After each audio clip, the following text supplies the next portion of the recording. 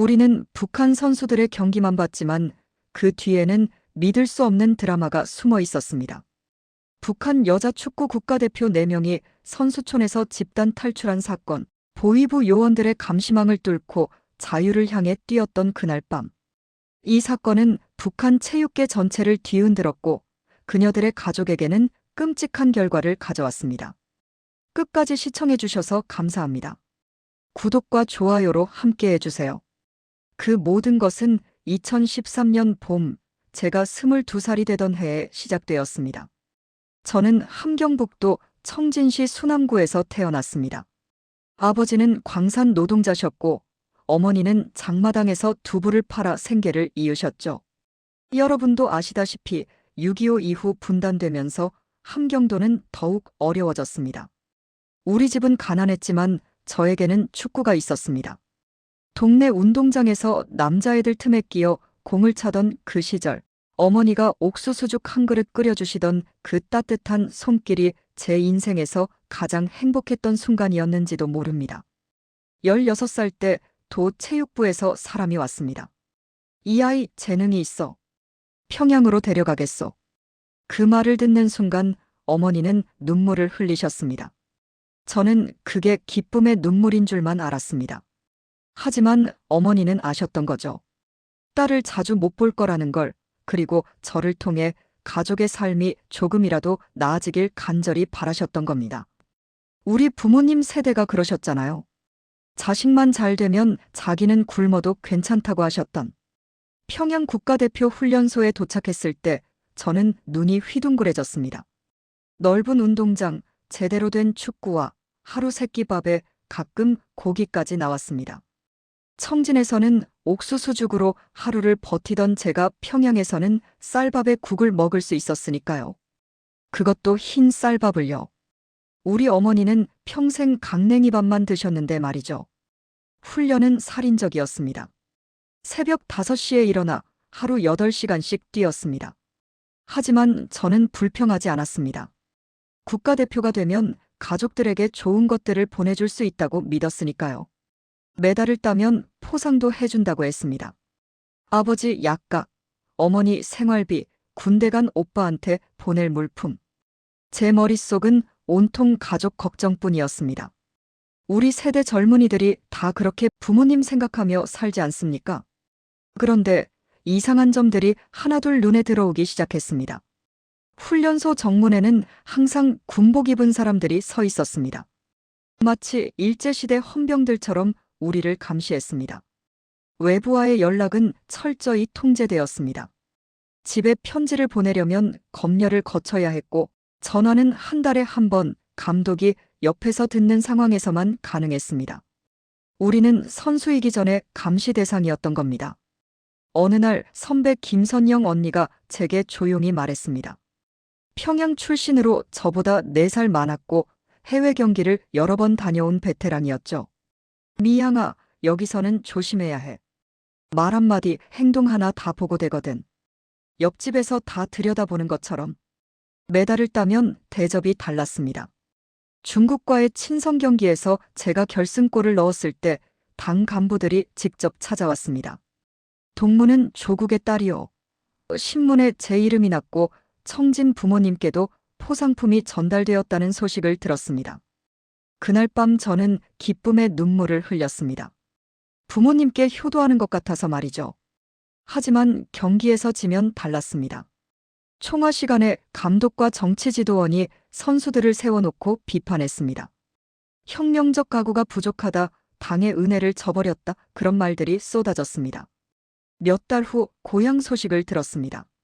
아버지가 광산에서 허리를 다치셨다는 거였습니다.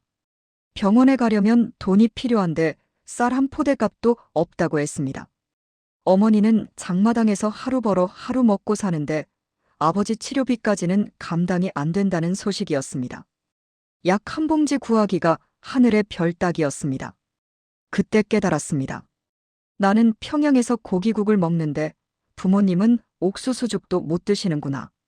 나는 국가대표라는 이름으로 영광을 누리는데 정작 내가 보호해야 할 부모님은 굶주리고 계시는구나.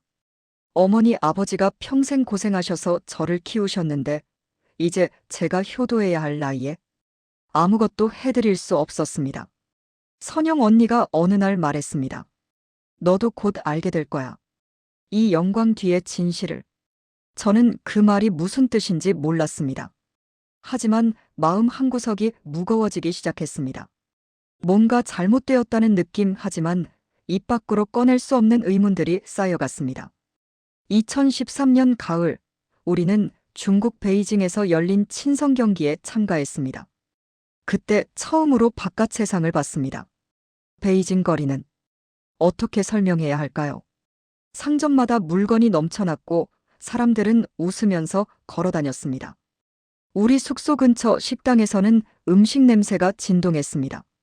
선영 언니가 조용히 말했습니다. 저기 사람들 배급 없어도 저렇게 사는 거야. 경기가 끝나고 숙소로 돌아오는 버스 안에서였습니다. 동료 선수 하나가 무심코 말했습니다. 남쪽 음식이 생각보다 맛있더라. 중국도 이런데 남한은 얼마나. 그 순간 버스 안 공기가 얼어붙었습니다. 보위부 요원이 수첩에 뭔가를 적기 시작했습니다. 평양으로 돌아온 지 일주일 후 그 선수가 명단에서 사라졌습니다. 아무도 이유를 말해주지 않았습니다. 그냥 어느 날 갑자기 빈자리만 남았습니다. 나중에 조용히 들은 이야기로는 사상이 불순하다는 이유로 지방으로 쫓겨났다고 했습니다. 그 일이 있고 며칠 후 우리는 하나씩 불려나가 면담을 받았습니다. 보위부 사람이 제게 물었습니다. 동무 가족들은 잘 계시지? 그 질문이 무서웠습니다. 협박이었습니다. 잘못하면 가족이 위험하다는 뜻이었죠. 그 시절 우리나라도 어려웠지만 그래도 말은 할 수 있었잖아요. 북한은 달랐습니다. 말 한마디가 목숨을 좌우했습니다. 어느 날 밤 기숙사에서 동료들이 조용히 모였습니다. 리정아가 눈물을 흘리며 말했습니다. 언니들, 우리 아버지가 돌아가셨어요. 우리는 모두 놀랐습니다. 정아 아버지는 겨우 50살이셨습니다. 병원에 가셨는데 의사가 수술비로 쌀 한 포대를 달래요. 우리 집에 그런 돈이 어디 있어요? 결국 아버지는 그냥 돌아가셨어요. 맹장이 터져서. 정아는 울면서 말을 이었습니다. 뇌물 없으면 치료도 못 받는 게 이 나라예요. 사람 목숨보다 쌀이 먼저인 나라. 막내 최은미도 떨리는 목소리로 말했습니다. 저희 동생도 올해 봄에 굶어 죽었어요. 겨우 11살이었는데. 은미는 손으로 얼굴을 가렸습니다. 배급이 끊긴 지 석 달이 지났는데 엄마가 장마당에서 번 돈으로는 식구들 먹여 살리기가 힘들었대요. 동생이 제일 어렸으니까 제일 적게 먹었죠. 그러다가 여러분 상상이 되십니까? 21살 여자애가 동생이 굶어 죽는 걸 멀리서 지켜만 봐야 했던 그 심정이. 우리 어머니 세대도 6.25 때 굶주렸다고 하셨지만 그래도 전쟁 때 이야기잖아요. 북한은 전쟁도 아닌데 사람들이 굶어 죽는 나라였습니다. 선영 언니가 조용히 말했습니다. 우리만 그런 게 아니야. 북한 전체가 이래. 평양만 그나마 낫지 지방은 더 심해. 배급 끊긴 지 10년도 넘었어. 사람들이 풀뿌리 캐먹고 나무 껍질 벗겨 먹고 그렇게 살아. 저도 고백했습니다. 우리 아버지도 광산에서 허리 다치셨는데 제대로 치료 못 받으셨대요. 병원 가려면 돈이 필요한데 우리 집에는 쌀 한 포대 값도 없어요. 엄마는 장마당에서 두부 팔아서 하루하루 버티시는데 그날 밤 우리는 깨달았습니다. 이건 개인의 문제가 아니라는 걸. 북한이라는 나라 자체가 사람을 살 수 없게 만드는 곳이라는 걸. 아무리 열심히 일해도 당에 충성해도 가족은 굶주리고 아프면 죽는 나라. 저는 그날 밤 잠을 이룰 수 없었습니다. 평양 훈련소에서 고기국을 먹으면서도 청진에 계신 부모님은 옥수수죽도 제대로 못 드시는 현실. 저는 국가대표로 메달을 따고 신문에 이름이 나지만 정작 부모님께는 약 한 봉지, 쌀 한 포대도 보내드릴 수 없는 무력함. 메달을 따도 조국을 위해 뛰어도 우리 가족은 여전히 굶주리고 있었습니다. 아버지는 광산에서 허리가 휘었고 제대로 된 치료 한 번 못 받으셨습니다. 어머니는 장마당에서 하루하루를 버텼고 오빠는 군대에서 영양실조로 쓰러졌다는 소식을 들었습니다. 나는 평양에서 영웅이라 불렸지만 부모님께 쌀 한 포대, 약 한 봉지 보내드릴 수 없었습니다. 그 무력감이 더 이상 견딜 수 없는 지경에 이르렀습니다. 2014년 봄이 되자 분위기가 달라졌습니다. 체육계 전반에 군부 검열이 시작되었습니다. 김정은 동지께서 직접 체육인들의 사상 상태를 점검하라는 지시를 내렸다고 했습니다. 우리는 하루가 멀다 하고 개인 면담에 불려나갔습니다. 가족 배경, 친척 관계, 심지어 할아버지 때 이력까지 캐물었습니다. 선영 언니가 어느 날 창백한 얼굴로 돌아왔습니다. 미양아, 내 고모부가 예전에 중국 장사했던 게 문제가 됐대. 나한테까지 연좌제가 적용될 수도 있대. 언니는 떨고 있었습니다. 정치범 수용소 갈 수도 있다는 거야. 여러분도 아시잖아요. 연좌제라는 게 얼마나 무서운 건지. 한 사람이 잘못하면 3대가 멸한다는. 일제시대에도 그런 건 없었을 겁니다. 훈련보다 정치학습 시간이 늘어났습니다. 매일같이 김일성, 김정일, 김정은 동지의 업적을 공부하고 외워야 했습니다. 한 글자라도 틀리면 혁명적 각오가 부족하다며 비판받았습니다. 우리는 축구 선수인데 축구는 못하고 정치 공부만 하고 있었습니다. 그 즈음 고향에서 소식이 또 왔습니다. 아버지 병세가 악화되었다는 거였습니다. 허리 부상이 심해져서 이제는 걷기도 힘들다고 했습니다. 어머니는 장마당에서 단속반에 걸려 장사하던 물건을 몽땅 빼앗겼다고 했습니다. 너라도 잘 되어야 한다는 어머니 편지를 읽으며 저는 눈물을 흘렸습니다. 어느 날 저녁, 우리는 또 몰래 모였습니다. 더 이상 참을 수 없었습니다. 정아가 말했습니다. 언니들, 우리 엄마가 또 장마당 단속에 걸렸대요. 두부 팔던 돈 다 빼앗기고 이제 뭘 먹고 살라는 건지. 정아는 주먹을 쥐었습니다. 아버지는 돌아가시고 엄마는 저렇게 고생하시는데 나는 여기서 뭐 하는 건지. 은미가 떨리는 목소리로 말했습니다. 우리 집은 전기가 하루에 2~3시간밖에 안 들어와요. 겨울에는 난방도 안 돼서 얼어 죽을 뻔했대요. 엄마가 나무 구하러 산에 갔다가 산림감시원한테 걸려서 벌금 물었대요. 은미는 울었습니다. 동생이 그렇게 죽었는데 남은 가족들도 이렇게 고생하는데 나는 여기서 편하게 밥 먹고 있어요. 선영 언니가 냉정하게 말했습니다. 우리만 그런 게 아니야. 북한 전체가 이래. 배급 끊긴 지가 언제인데. 평양만 그나마 조금 나을 뿐이지 지방은 지옥이야. 사람들이 풀뿌리 캐먹고 겨울에 얼어 죽고 병들어도 치료 못 받아 죽고. 맞아요. 제가 말했습니다. 청지는 더 심해요. 공장들은 다 멈춰섰고 사람들은 장마당에서 밀수품 팔아서 먹고 살아요. 근데 그것도 단속하면 그럼 어떻게 살라는 거예요? 정아가 물었습니다. 언니, 평양 출신인데도 이래요? 선영 언니가 고개를 끄덕였습니다. 평양도 집집마다 다르지. 간부 집안은 그나마 낫지. 근데 우리 같은 일반 주민들은 평양에서도 굶는 사람 많아. 그날 밤 우리는 결론을 내렸습니다. 북한에서의 삶은 삶이 아니라는 것을, 아무리 열심히 살아도 미래가 없다는 것을, 희망이 없다는 것을. 여기는 은미가 말했습니다. 배고프면 굶어 죽고 아프면 치료 못 받아 죽고 말 한마디 잘못하면 수용소 가는 곳이에요. 이게 나라예요. 선영 언니가 조용히 말했습니다. 여기서 평생 살면 우리 부모님처럼 굶주리고 아파도 치료 못 받고 죽는 거야. 우리도, 우리 자식들도 마찬가지야. 이 지옥에서는. 저는 그 말에 온몸이 얼어붙었습니다. 맞았습니다.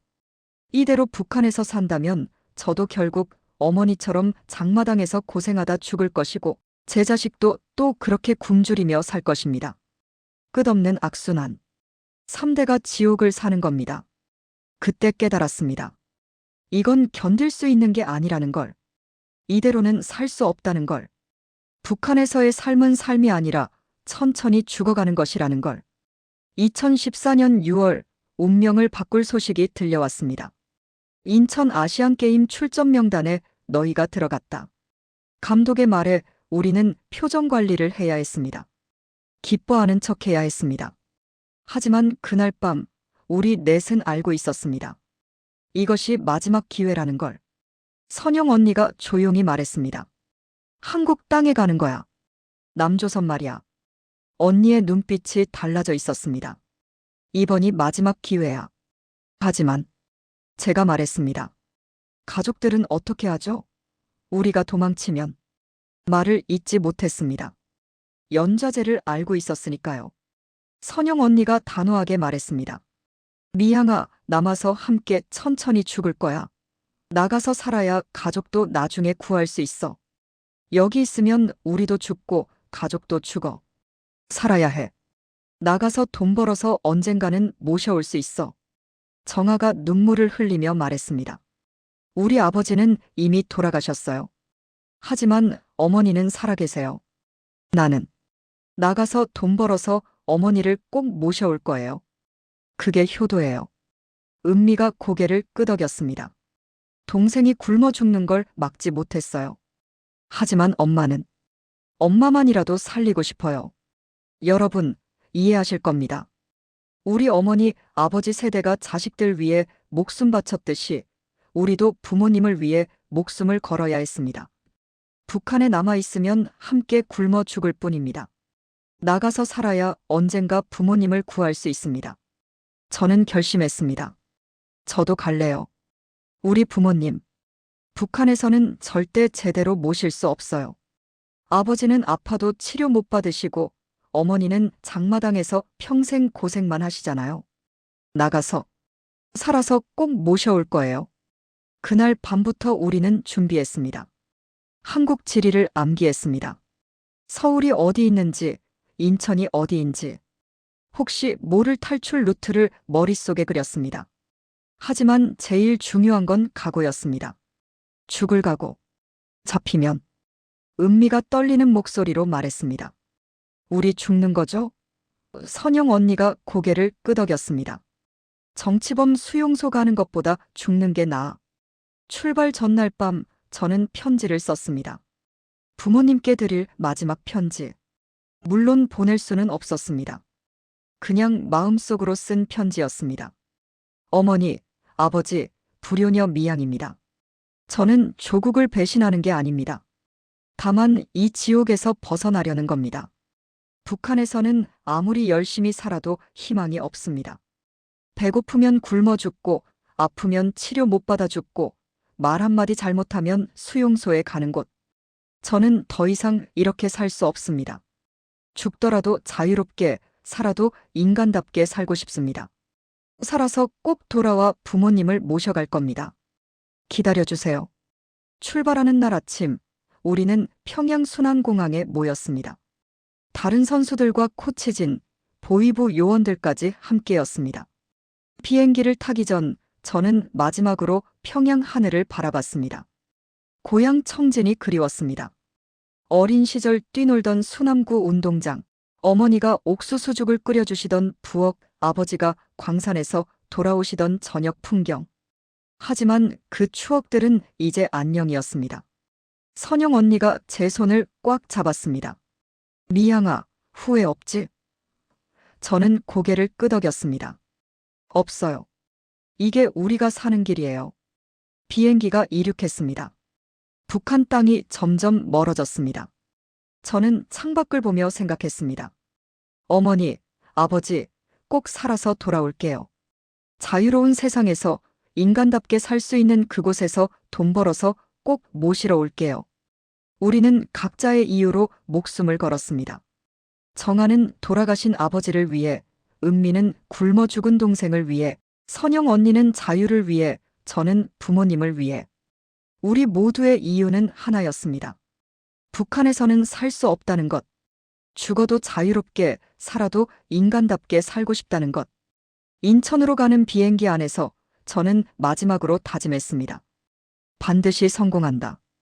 반드시 살아남는다. 그리고 반드시 돌아와 가족을 구한다. 2014년 9월 23일. 제 인생에서 절대 잊을 수 없는 날입니다. 인천 아시안게임 여자 축구 경기가 있던 날이었습니다. 우리는 오후 경기를 마치고 숙소로 돌아왔습니다. 버스 안에서 저는 창밖을 보았습니다. 인천 거리의 불빛들, 높은 건물들, 사람들의 웃는 얼굴들. 북한과는 완전히 다른 세상이었습니다. 숙소에 도착했을 때 시간은 저녁 7시였습니다. 보위부 요원들은 우리를 방으로 들여보내고 복도를 지켰습니다. 항상 그랬듯이 철저한 감시였습니다. 하지만 우리는 알고 있었습니다. 오늘 밤이 유일한 기회라는 걸. 저녁 식사 후 선영 언니가 조용히 신호를 보냈습니다. 우리는 하나씩 화장실에 간다고 말하며 방을 나섰습니다. 심장이 터질 것 같았습니다. 복도를 걸을 때마다 보위부 요원과 마주칠까봐 온몸이 떨렸습니다. 1층 화장실 근처에서 우리 넷이 모였습니다. 선영 언니가 속삭였습니다. 지금이야. 뒤돌아보지 마. 우리는 비상구 쪽으로 걸어갔습니다. 천천히, 아무렇지 않은 척하며. 하지만 손은 땀으로 젖어 있었습니다. 비상구 문을 열었습니다. 밖은 어두웠습니다. 우리는 건물 뒤편으로 뛰었습니다. 그때 뒤에서 소리가 들렸습니다. 야, 어디가? 보위부 요원이 우리를 발견한 겁니다. 뛰어! 선영 언니가 소리쳤습니다. 우리는 미친 듯이 달렸습니다.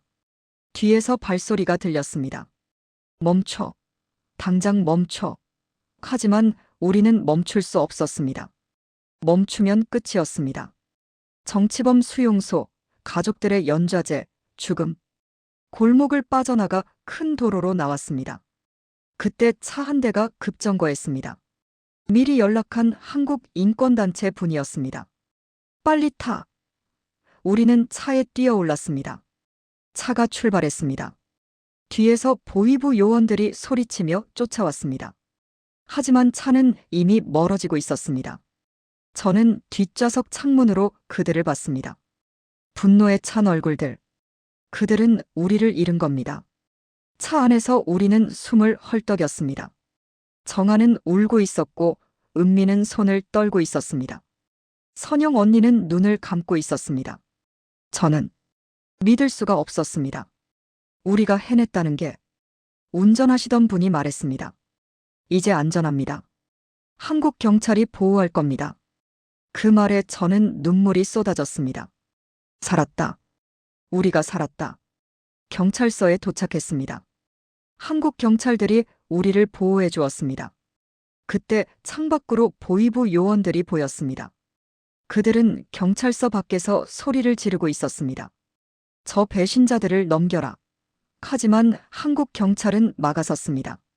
한 경찰관이 우리에게 말했습니다. 걱정하지 마세요. 여기는 대한민국입니다. 아무도 여러분을 해치지 못합니다. 그 말에 저는 주저앉았습니다. 대한민국. 자유. 우리가 꿈꾸던 그곳. 그날 밤 저는 잠을 이룰 수 없었습니다. 북한에 두고 온 부모님 생각이 났습니다. 어머니, 아버지, 오빠. 그들은 이제 어떻게 될까? 연좌제로 처벌받을까? 제 가슴이 찢어지는 것 같았습니다. 선영 언니가 제 손을 잡았습니다. 미향아, 우리 잘한 거야. 북한에 있었으면 우리도 죽고 가족도 굶어 죽을 뻔했어. 이제 우리가 살아서 돈 벌어서 언젠가 모셔올 수 있어. 맞았습니다. 우리는 살아야 했습니다. 그래야 부모님을 구할 수 있습니다. 북한에서는 함께 지옥에서 고통받을 뿐입니다. 여기서 살아서 자유롭게 살아서 언젠가 가족들을 구해야 합니다. 창밖으로 인천 거리에 불빛이 보였습니다. 24시간 켜져 있는 불빛들. 북한에서는 하루에 2~3시간만 전기가 들어오는데 여기는 밤새도록 불이 켜져 있었습니다. 이곳이 자유의 나라. 이곳이 우리가 목숨 걸고 온 곳. 저는 그날 밤 마음속으로 다짐했습니다. 어머니, 아버지, 꼭 살아서 다시 만나요. 이 딸이 자유로운 세상에서 열심히 살아서 꼭 모시러 갈게요. 조금만 기다려주세요. 그날 밤 우리 넷은 지옥을 탈출했습니다. 이제 진짜 삶이 시작되는 겁니다. 경찰서에서 하룻밤을 보낸 후 우리는 서울로 이동했습니다. 통일부 관계자들이 우리를 특별보호시설로 데려갔습니다. 국제적으로 큰 이슈가 된 사건이라 일반 탈북자들처럼 하나원에 가는 대신 별도로 보호받게 되었습니다. 차를 타고 서울로 가는 길, 저는 창밖을 보며 눈물을 흘렸습니다. 고속도로를 달리는 수많은 차들, 높은 건물들, 밝은 간판들. 이 모든 게 꿈만 같았습니다. 보호시설에 도착해서 첫 식사를 했을 때의 충격을 잊을 수 없습니다. 쌀밥, 김치, 된장찌개, 불고기, 생선구이, 나물 반찬들. 우리는 상을 보고 얼어붙었습니다. 이게 다 우리가 먹는 거예요? 은미가 떨리는 목소리로 물었습니다. 직원분이 웃으며 말했습니다. 네, 드세요. 여기서는 매일 이렇게 먹어요. 매일. 저는 믿을 수가 없었습니다. 북한에서는 명절에나 이렇게 먹었는데 여기서는 매일 이렇게 먹는다고요? 정하는 숟가락을 들다가 그만 울음을 터뜨렸습니다. 우리 아버지가 이런 밥 한번 드셔봤으면. 그날 밤 우리는 처음으로 따뜻한 물로 샤워를 했습니다. 북한에서는 겨울에 찬물로 씻거나 아예 못 씻는 날이 많았는데 여기서는 24시간 뜨거운 물이 나왔습니다. 전기도 24시간 켜져 있었습니다. 밤에 불을 켜고 자도 아무도 뭐라 하지 않았습니다. 언니. 은미가 한밤중에 제 방에 왔습니다. 저 잠이 안 와요. 너무 조용해서. 북한에서는 항상 누군가를 감시해야 하고 감시당해야 했는데 여기서는 아무도 우리를 지켜보지 않았습니다. 그게 오히려 낯설었습니다. 며칠 후 통일부에서 우리에게 설명해 주었습니다. 여러분은 이제 대한민국 국민입니다. 자유롭게 말하고 자유롭게 살 수 있어요. 자유. 그 단어가 이렇게 무겁게 느껴질 줄은 몰랐습니다. 병원 검진을 받으러 갔을 때 의사 선생님이 말했습니다. 영양실조가 심하네요. 앞으로 잘 드셔야 해요. 치료비는 걱정하지 마세요. 국가에서 다 지원해 줍니다. 치료비를 걱정하지 말라고.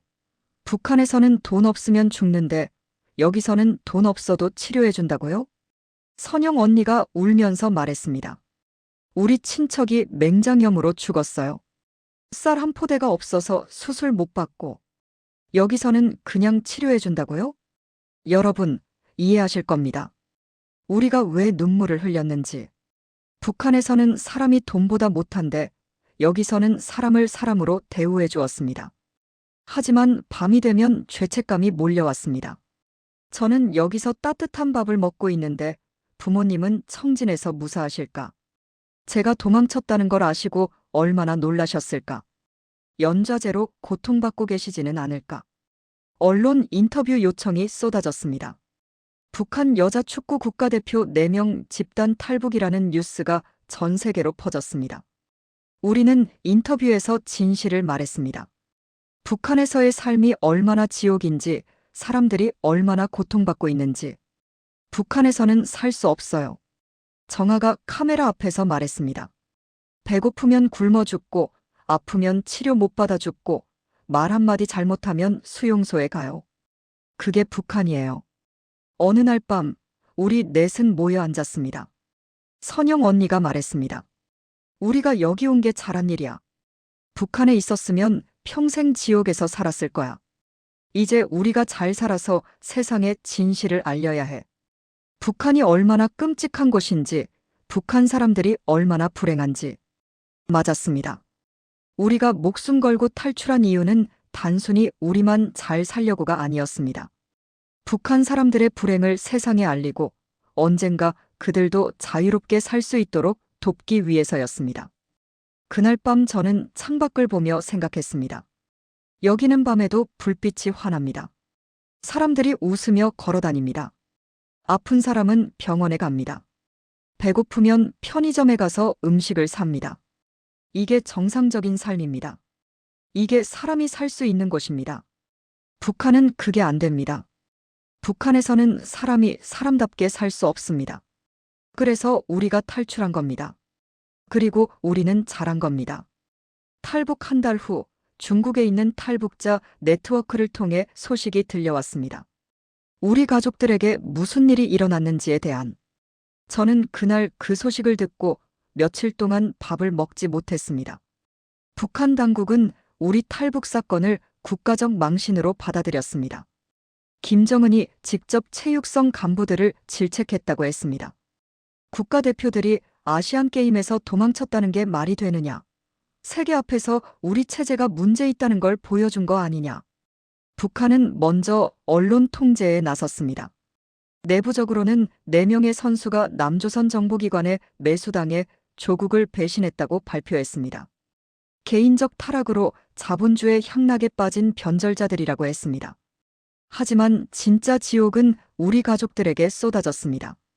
제 부모님은 청진에서 쫓겨났습니다. 반역자의 부모라는 낙인이 찍혔습니다. 집은 몰수당하고 산골 마을로 강제 추방되었습니다.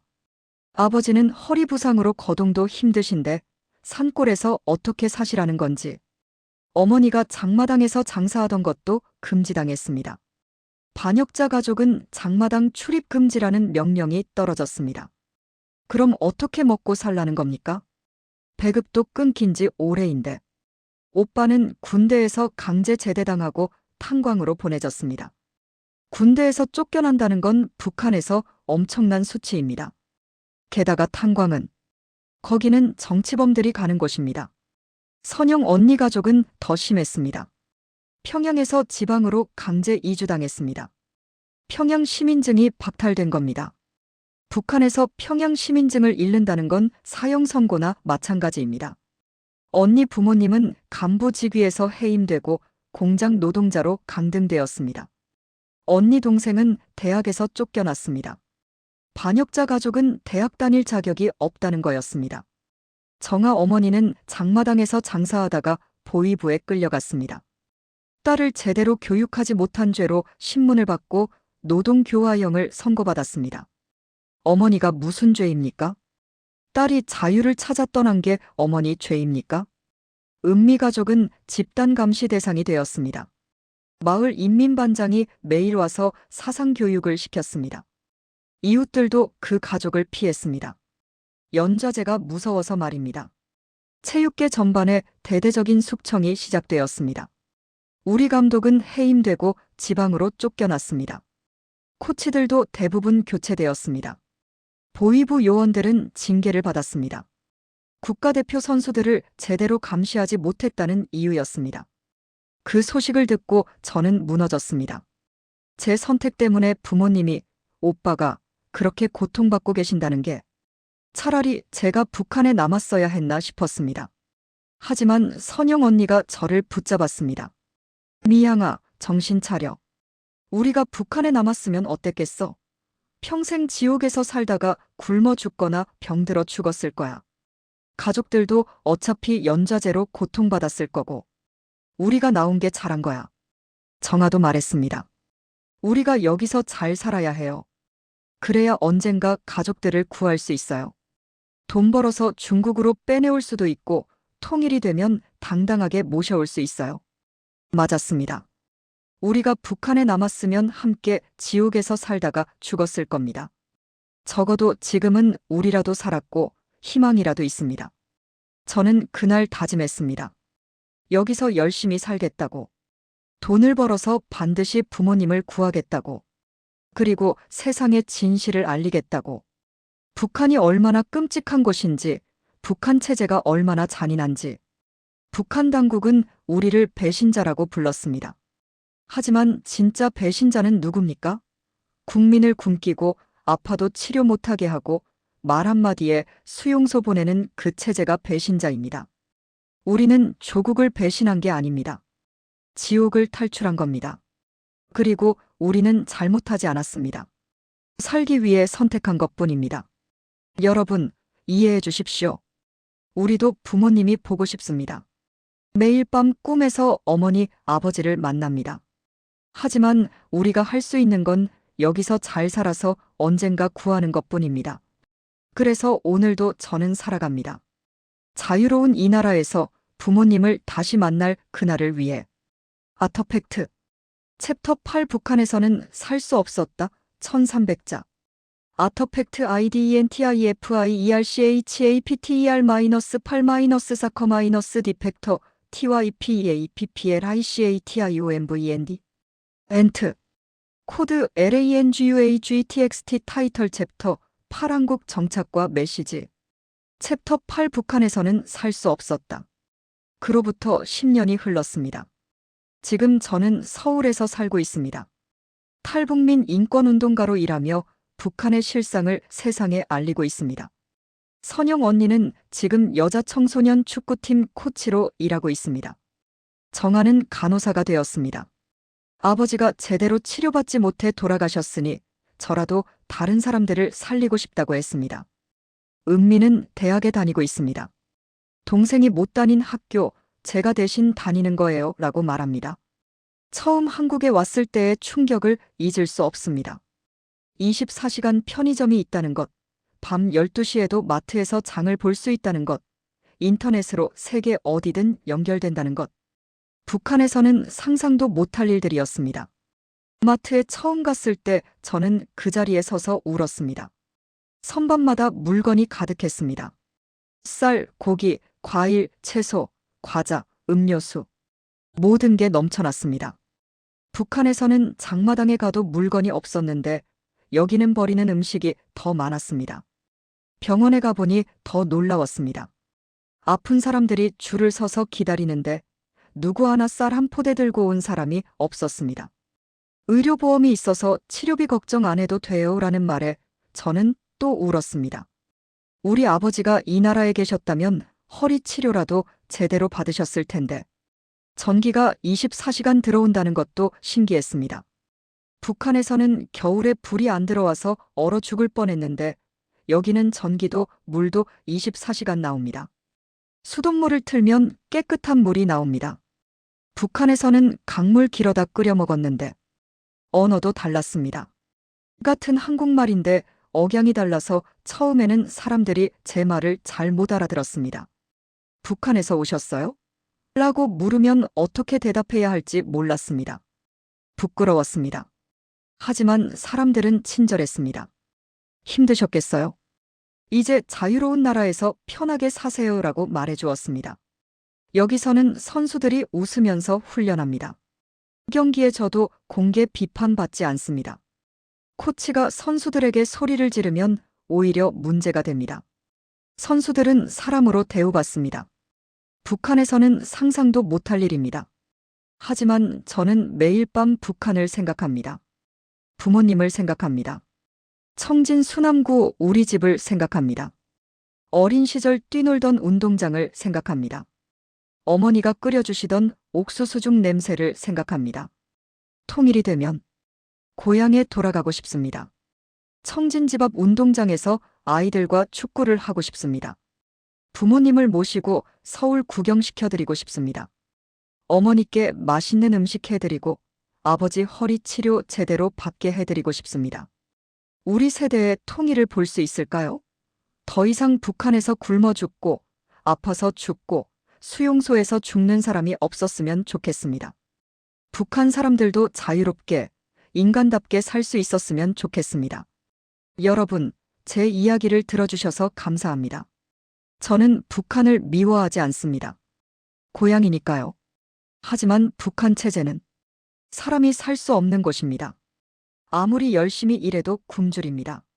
아파도 치료 못 받습니다. 말 한마디 잘못하면 수용소에 갑니다. 가족이 잘못하면 연좌제로 함께 벌 받습니다. 미래도 희망도 없습니다. 북한에 있으면 불행할 수밖에 없습니다. 그래서 저는 탈출했습니다. 살기 위해서, 자유롭게 살기 위해서, 인간답게 살기 위해서 저는 지금 대한민국 국민으로 살고 있습니다. 매일 감사하며 살아요. 자유롭게 말하고 원하는 걸 먹고 아프면 치료받을 수 있는 이 나라에서 말입니다. 북한은 사람이 사람답게 살 수 없는 곳이었습니다. 하지만 여기 대한민국은 사람이 사람답게 살 수 있는 곳입니다. 통일이 되는 날 북한 사람들도 이 자유를 누릴 수 있기를, 더 이상 굶주리지 않고 아파도 치료받고 자유롭게 말할 수 있는 그날이 오기를, 저는 그날을 위해 오늘도 기도합니다. 북한의 불행이 끝나는 날을 꿈꾸며